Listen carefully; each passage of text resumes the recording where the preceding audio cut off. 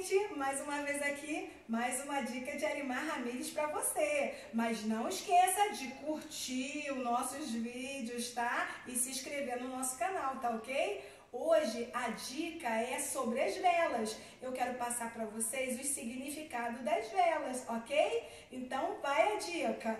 Temos aqui a vela branca, que corresponde o que, gente? A paz, a tranquilidade, né? Essa vela, quando você precisar para paz, ter tranquilidade, é essa vela que você vai utilizar, ok? Vamos lá, mais uma vela aqui, ó, amarela. Essa vela representa bens materiais, é para prosperidade, gente, a amarela, ok? Não esqueçam, pedindo para prosperidade, vela amarela, ok?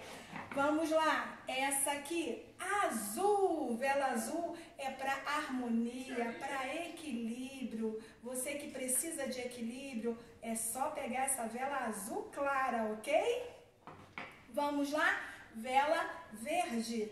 Verde é para saúde, gente, para cura. Você quando quiser acender para fazer os seus pedidos para cura, não esqueça, a vela é verde, ok?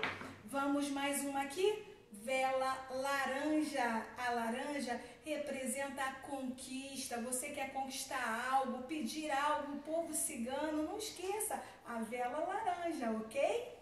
Vamos lá para a vela violeta, é a vela da espiritualidade, é a vela da transmutação. Quando você quiser pedir coisas espirituais, né, nos seus pedidos, transmutar algo que está ruim na sua vida, não esqueça, essa é a cor da vela, violeta. Temos aqui mais uma, para quê? Para a parte de justiça, né? Você pode utilizar a vela marrom para justiça, coisas ligadas a papéis. Não esqueçam, vela marrom, ok? E para amor, temos a vela rosa, que eu acabei esquecendo, mas a vela rosa também é uma vela para amor, para coisas que vocês estão ligadas ao coração.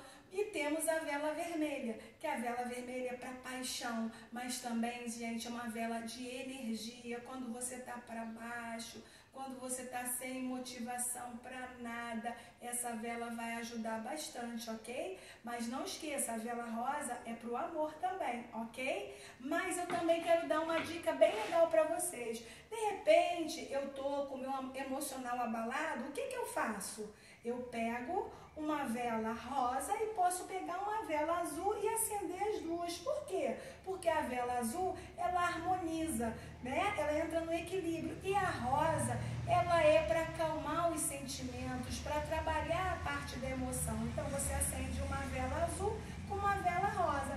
Fica a dica de Arimar Ramires para você. Tchau, gente!